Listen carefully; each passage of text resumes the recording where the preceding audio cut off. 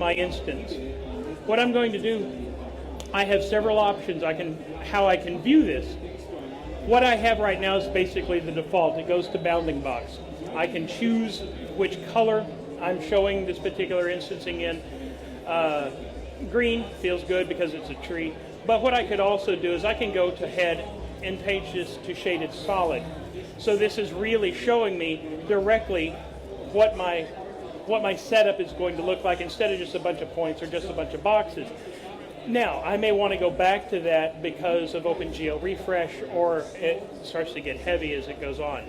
Currently, it's set up to item pivot and in local mode, so I can move this around locally, I can rotate this around locally, treat it just like a regular object, but anything that happens to the original object does not affect my instance.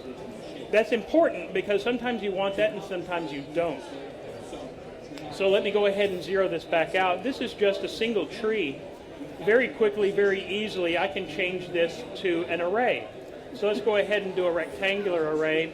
We don't need any on the Y because we're doing a little group here. Again, we're going to have spacing because this is going to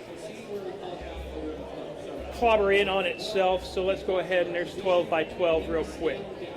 And as you can see here, again, I'm moving this. This is now a group of trees. 12 by 12, quick math, right? We're already pushing what would be capable on certain laptops. Now, again, additional controls. One of the things that has been improved in LightWave 11.5 over 11 is as I add objects to this list. Let me just quickly, very simply, very silly, throw a cube in here. So I'm going to add a cube into my grouping. Now a few of my trees are cubes. In 11, we only had the control for all of the objects that were put into the instance. In 11.5, I've now got the ability to, this top control here in the generation still affects all the objects in my list, but now I have independent controls. So down here I can tell this, again, be local, and if I change my scale of my cube, it doesn't change the scale of my tree. That's pretty important because I don't want, say, any of the bushes that I've added into this forest to be as large as my trees or my trees as small as my bushes. So I have individual controls. Let me go ahead and remove this particular cube because I want to show you a few other things. So let me remove that, go back to just trees. Some of the things that come into play, especially dealing with trees or even dealing with cars, maybe I'm doing a parking lot for an architectural visualization. All of these now have the same color. That's not that great. So let me go ahead and take this into my surface editor. Let me pull open my nodes and let me just show you real quickly how this can be set up. I'm just going to unplug this. This is a gradient. So what I'm feeding in is I'm feeding in my instance info, the instances that are being created, into a gradient. I'm just going to change this gradient to something that's like a bright green, and let's take it down to a dark green. A dark green. There we go. Something like this. Now as I plug this into the color gradient, or into the color input on my surfacing node, we're not going to directly see this in OpenGL. That's why we love working in VPR. In VPR, I can now see this as I'm doing, as I'm setting up, and as I'm tweaking my surfaces. And now we see those trees now don't match in color. They're actually pulling those colors from that gradient that I have set up. This will give me a perfect opportunity to change. Let's go random rotation on our trees. And let's go ahead and add just a little scaling in there as well. So let's go 80 and maybe up as far as 120 is where I meant to go, 120. Now, very quickly, very easily, you see, well, I just chose a gradient, a light green and a dark green. What if you threw in other colors as well? Thank you for asking. So if I double click on this very quickly, if I just throw in here, let's throw in a yellow, and let's throw in a red. And now we're starting to talk about fall colors. And just that quickly, I've now created, my thing is now into fall colors. change this other green, maybe darken it a little bit because it's really shining out there. So, instance, quick on the radial, on the random array, and colorization. Now, again, I'm not limited to just doing it this way. Let me go ahead and take out my black background, and let's just drop out of this again. So what I want to show now is we've got more options, especially when it comes to dealing with doing trees, doing things. This was just built onto a null. Well, we don't typically do a lot with nulls. Although nulls are our friends, we all love nulls. Nulls are the unsung heroes of the CG world. I'm going to go ahead and create me a ground plane. And I'm going to create a fairly large one. Let's go 300 meters by 300 meters. And let's go ahead and give ourselves quite a few segments. So this is going to be something a little bit more maybe to the point. This surface now, I'm going to drag that instancer. I'm going to put that instancer right on top of it again. And let's put in the maple tree. Let's go local. And instead of item pivot, let's go to surface. And let's say we've got 1,500 trees. Change this again to textured shaded solid. And now my trees are actually growing onto the surface of this plane. And 1,500 objects getting in there with the fully textured mode might have been not so wise on this particular video card. Let's go ahead and go back to bounding box because this will show us a little bit faster. So what I'm going to do now is I'm going to take that ground plane object and let's go into the deformation tab and throw in a displacement map really fast. Procedural texture, 10, 10, not 10 meters. Let's go, that was a 300 meter. Let's go 120 meters. And let's increase our texture value, not that much. There we go, something like this. Let's drag it down. And so as you can see, the trees are actually growing on the undulation of my ground plane. Again, this is one of those things that you would really find in doing architectural, landscape, a flyover of any kind of forest area, things of this nature. You can directly in the instancer, you can tell it that what I want to do is my rotation. Let's go ahead and align to the normals so that as these are growing on the hillside, maybe they point in. Maybe that's not what we want. Trees growing off to the side, well, who knows. But certainly by having that option, certain plants might do that. Grass might do that. Some small bushes would want to do that. They wouldn't want to grow sideways. So it'll actually read the normals of the surface and grow those things as we're going. Now, I had made mention of doing a parking lot. Let me just quickly load in an object here. This object, one near and dear to my heart. I love 57 Chevy.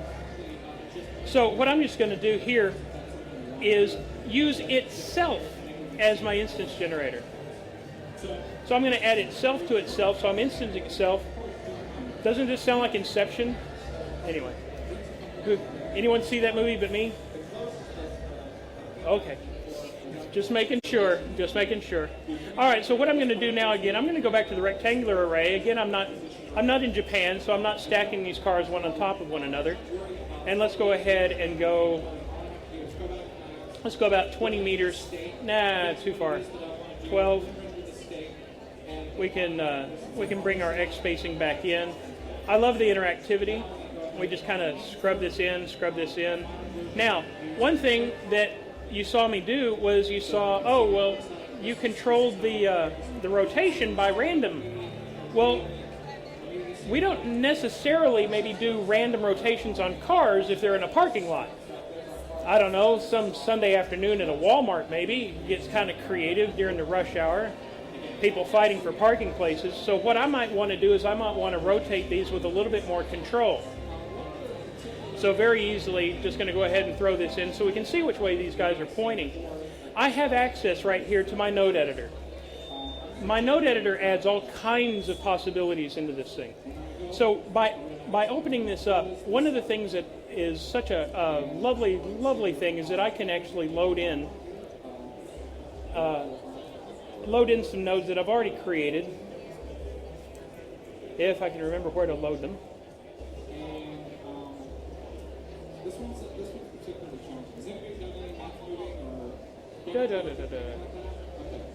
Import, there we go. Import nodes. I have created myself this. This is very simple. What this is, again, this is my instance node. This is going to, you know, which instance? Which one am I talking about? I'm talking about this one. This is my instance node. Now, this is a gradient. This gradient is set up with starting off with its alpha value at 0, and then halfway through, its next value is set to 314%. Quick, why did I set it to 314%? All you math guys say, oh, I know why. It's because 180 degrees in radians is 3.14. I'll help you out there. All right, so this is set up for radians. Take my vector, plug it into my rotation, and now, as soon as we get an update here into OpenGL, let's see, nodes, I'm using nodes. Instance generator, right, rotation, I now change to uniform, and now some of the cars are facing 180 degrees, some of the cars are facing the way I had them set. So very quick, very easy. Again, I had that in that particular node setup. I have another one that I've got set up that's 90 degrees. So if I unplug this and say, let's go here and here, so now every 90 degrees. So again, it's just one of those things. I know math people, we're a dying breed because we have computers in front of us. It's like, this should be able to do it. Trust me, it gives you a lot more control. And surely one of you knows another geek that knows math and can help you out with some of this stuff as you get going. Save the nodes, keep them. That's one of the powers. You know, save up your own libraries, use them and be happy. Now, this will give me a chance too, as we start winding it. I was doing coloring on those trees where I was just changing the leaves a color. Wow. Okay, that's worthy. But if we're dealing with a car, we might actually be dealing with a better type of a shader. Maybe we're talking about one of our material shaders. So again, node editor, and if I bring in my instance node here, so what I want to do now is I want to apply a material. This is more than just a color. This is something that actually replaces everything. This is going to replace color, specular, diffuse, all of this stuff. So if I add, I've actually very handily have a material that's called car paint, kind of custom made for this, isn't it? So if I were to plug this material into my material input and I was dealing with VPR, we would see that these are now using that material to get a nice cherry car paint shade. Well, but what I want to do is I don't want a whole fleet of red, well, maybe I do want a whole fleet of red 57 Chevys. I could make quite a bit of money on eBay Motors selling these things. But what I want to do is I want to mix, I want to randomly scatter around different materials. So if I take this material, and let's just go ahead and copy it, and copy and paste. So let's make this one, instead of a red color, let's change this to kind of a teal. And then maybe we paste another one. And let's make this one, again, let's go something that we can easily see. Let's go with green. So how could I mix these three materials across all these instances? Funny you should ask, and thank you for asking. Okay, so what I'm going to do here is I'm pulling up a material mixer. This material mixer was made for this. So what I have is I have my fixed random can go in. Now actually this isn't the one I want. I want a different mixer. This let's go material.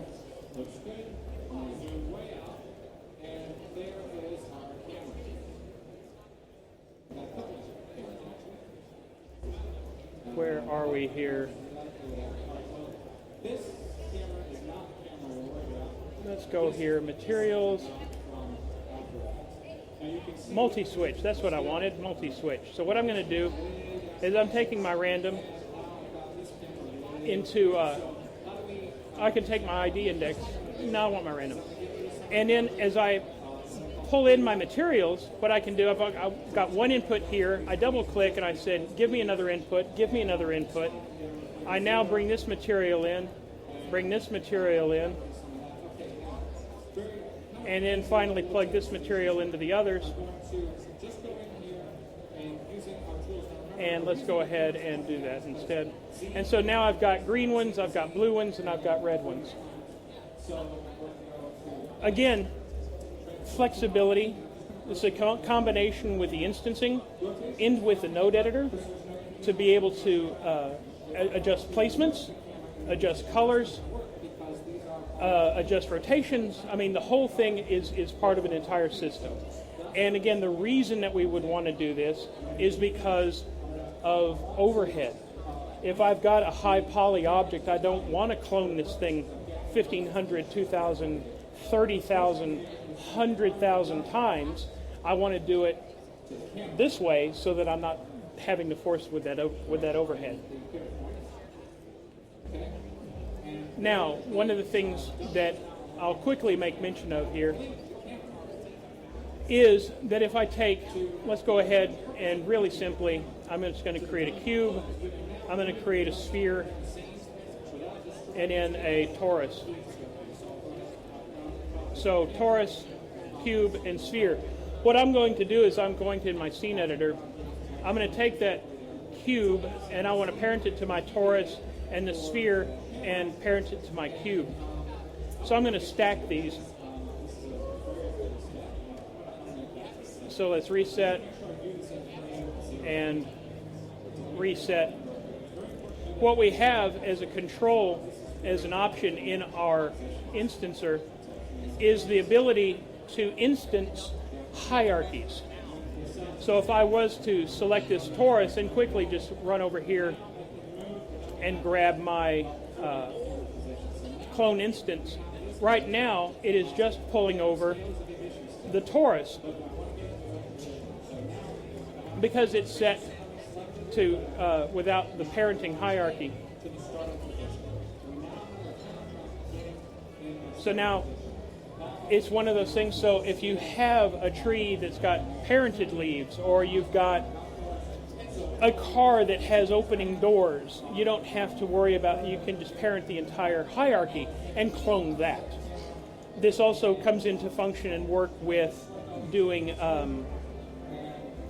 characters that are holding objects, holding props. You know, because we always set up a root null, a God null, and then everything is parented to that instance of the God null, everything else will come along with it. We have offsets that, with motions, you can do a bake. I'll be showing some of that later in the, with dealing with the flocking. But you can load in multiple MDD files that have been baked from a motion so that you can randomize your motion across. Just like I randomize the color, randomize the materials, I can randomize motions. That's how you can get that natural feel, that natural location. Under the hood, LightWave 11.5 has gone through quite a bit with its instancing engine. We've added in a lot of optimizations. We've added in the more functionality, more feedback from the users like you guys. I'm the one who takes all of those. So when you remember that, Would you, when you fire off a hateful mail to the bug reports, there is a human behind that. It's me. I have feelings too. But we've listened to our users. We've implemented what our users wanted.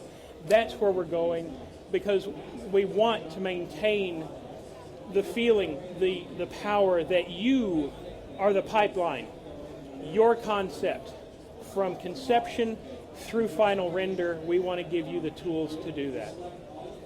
We want to make it easy. We want to make it fun.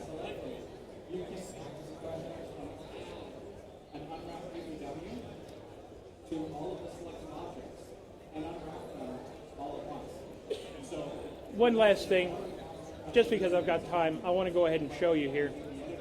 I can add in a particle emitter. And let's make this generator size 0. Let's go 10, 10. Let's make this by frame. And let's make it 1,000.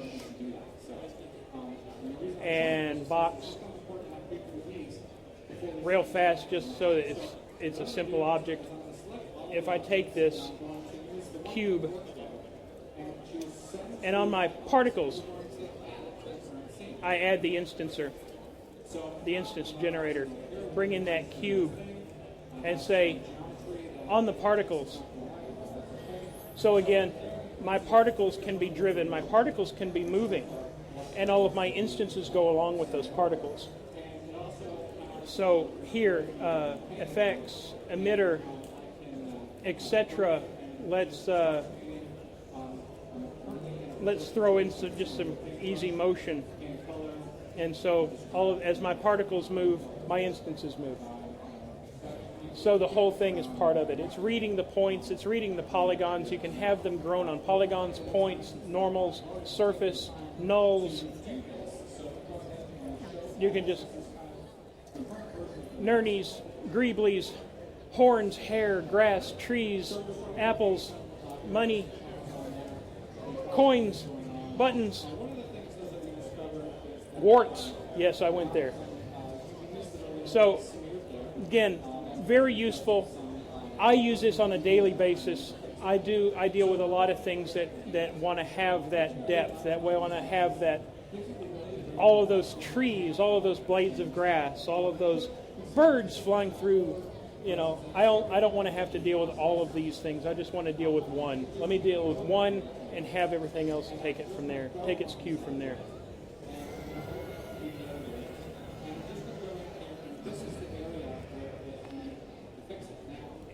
And for lack of getting up here and doing a little bit of a tap dance,